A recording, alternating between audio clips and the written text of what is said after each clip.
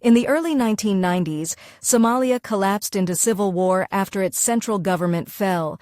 Rival clan-based groups fought for power, and the capital Mogadishu became a battleground. Civil war and drought combined to create a devastating famine. Images of starving children and families in crowded camps shocked people around the world. The United Nations and the United States sent troops and aid workers to help deliver food and protect relief shipments, hoping to ease the famine and stabilize the country. Local warlords saw control of food and aid as a source of power. Some attacked peacekeepers and seized supplies, turning humanitarian routes into danger zones. One of the most powerful warlords was Mohammed Farah Aidid. His militia fought bitterly with rival groups and clashed with UN forces, becoming a primary focus of U.S. operations. As violence escalated, Aidid's forces attacked UN troops, including a deadly ambush on Pakistani peacekeepers. Pressure grew on the United States to act more forcefully. What began as a relief effort gradually turned into a hunt for key militia leaders. U.S. policymakers hoped that capturing them would reduce attacks and stabilize Mogadishu. To go after Aidid's top lieutenants, the United States formed Task Force Ranger, combining Army Rangers, Special Operations Units, and aviation assets into one fast-strike team. Task Force Ranger deployed to Mogadishu in August 1993. They set up at the airport and began flying raids into the city, capturing some targets but not yet the most important ones. For the soldiers and aircrews, life at the airfield mixed boredom and sudden danger. Nights were hot, noisy, and tense, with aircraft ready to launch at short notice. Task Force Ranger teams studied maps, satellite images, and reports to understand Mogadishu's maze of streets, alleys, and hostile neighborhoods. In September 1993, Task Force Ranger conducted several raids, snatching suspects and gathering intelligence. These missions were dangerous but usually ended quickly. Each raid angered and alarmed local militias and residents. Aidid's fighters began to study U.S. tactics, set up more roadblocks, and prepare ambushes. U.S. intelligence gradually zeroed in on meetings of Aidid's top lieutenants. Capturing them could cripple his organization, but the meetings were fleeting and deep inside hostile areas. In Washington, leaders wanted results but were wary of casualties and mission creep. Commanders on the ground felt the pressure to act quickly before targets slipped away again. Most previous operations happened at night, but some intelligence suggested that an upcoming high-value meeting would occur in broad daylight. Planning a raid in daylight added risk, but also opportunity. After successful raids and rehearsals, many Task Force Ranger members felt confident. They had trained intensively and trusted their helicopters, their teammates, and their drills. Outside the airfield perimeter, everyday life in Mogadishu went on under difficult conditions. Markets bustled, families moved through narrow streets, and civilians hoped to avoid getting caught in the crossfire. On October 3, 1993, intelligence pointed to a meeting of top lieutenants near the Olympic Hotel in downtown Mogadishu. Task Force Ranger planned to strike fast, capture them, and extract before nightfall. Commanders briefed the troops: insert by helicopter, set blocking positions, hit the target building, grab the men, and leave by convoy. The mission was expected to last about an hour.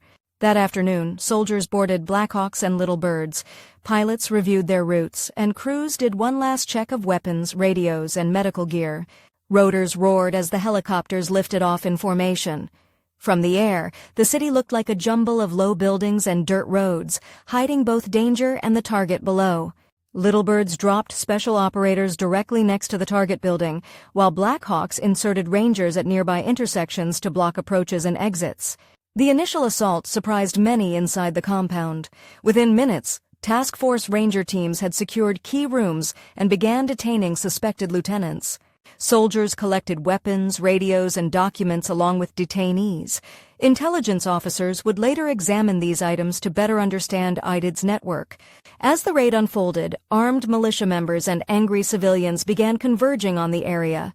Gunfire from alleys and rooftops grew as word spread of the American presence. A ground convoy of Humvees and trucks drove from the base toward the Olympic Hotel to pick up the raiding force and detainees.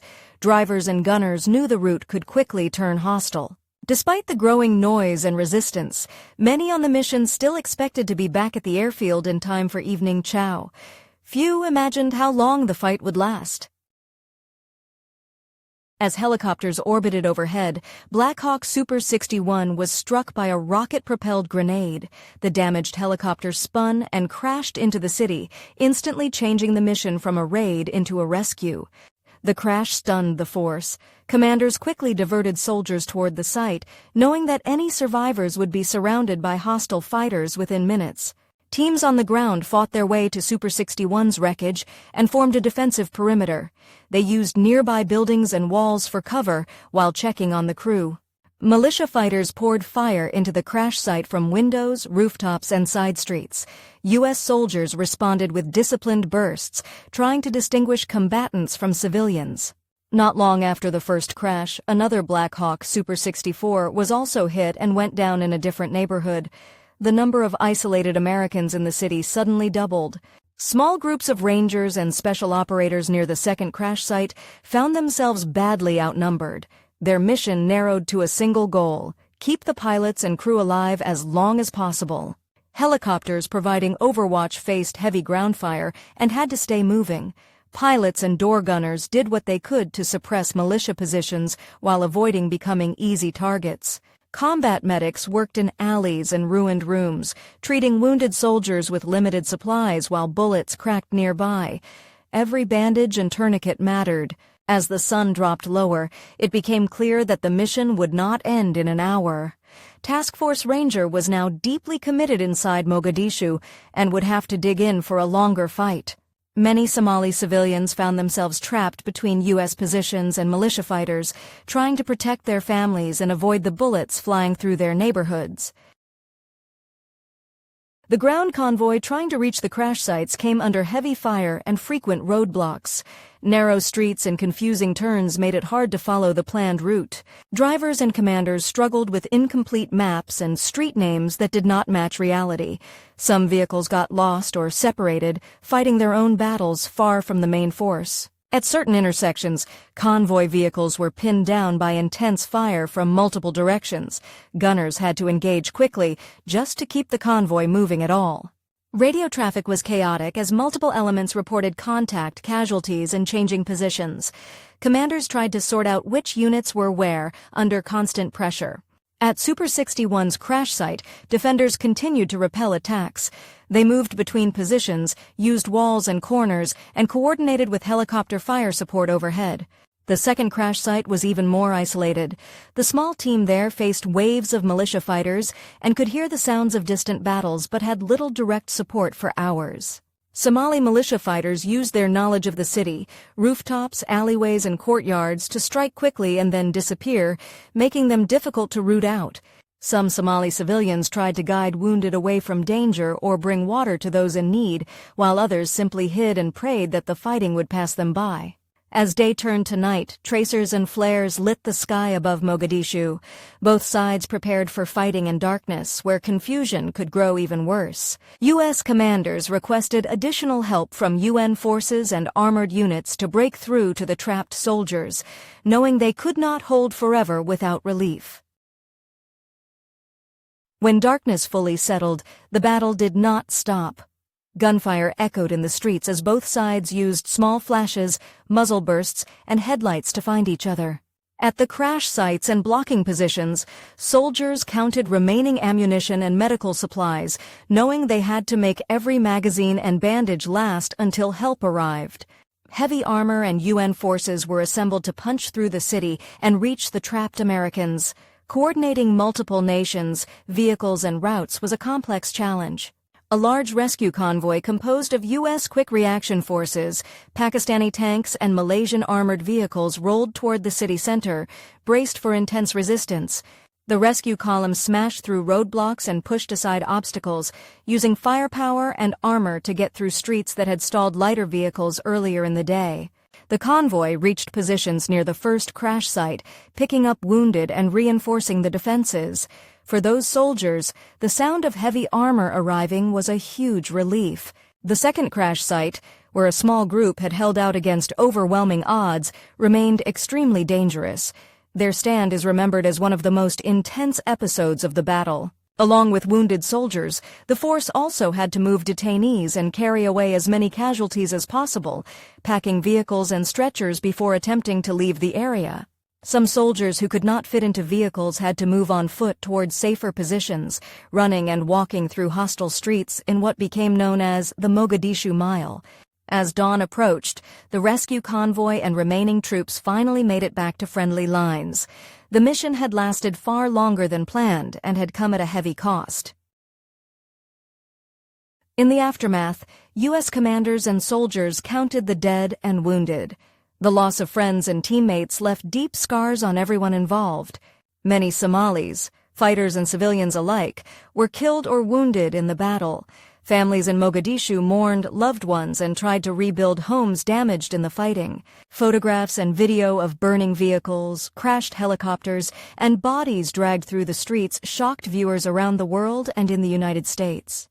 The American public reacted with anger, grief, and questions about why U.S. troops were in Somalia and whether the mission was worth the cost. In the months that followed, U.S. leaders scaled back operations in Somalia. The battle influenced how future humanitarian missions and interventions were planned and debated. Militaries studied the battle as a lesson in urban warfare, highlighting the dangers of limited intelligence, complex cityscapes, and underestimating local fighters. Within the tragedy, people remembered extraordinary acts of courage: soldiers defending the wounded, pilots staying on station, medics treating others under fire. Somali witnesses later described the fear, anger, and complexity of seeing foreign troops in their streets and living through a battle in their own neighborhoods. Years later, the events in Mogadishu inspired books and the film Black Hawk Down, bringing the story to a much wider audience, though dramatizations sometimes simplified or changed details. Our tiny historians remind us that behind every headline are real people on all sides: soldiers, pilots, peacekeepers, and civilians. Black Hawk Down is not just an action story, it is a lesson in the costs of war, the limits of power, and the bravery shown in impossible situations. Veterans of the battle later shared their experiences in interviews and memoirs, speaking about fear, responsibility, and the bonds formed under fire. Commanders planning later operations in Iraq, Afghanistan, and other places often referenced Mogadishu as a warning about urban combat and unclear political goals. For Somalia, the battle was just one event in a much longer struggle with civil war, state collapse, and efforts at rebuilding that continue into the present. Remembering Black Hawk Down means honoring not only foreign soldiers, but also the many Somalis who suffered and died in the conflict around them. Our tiny storytellers close the book on Mogadishu with respect for everyone affected. Studying this battle carefully can help future generations make wiser choices about when and how to use force.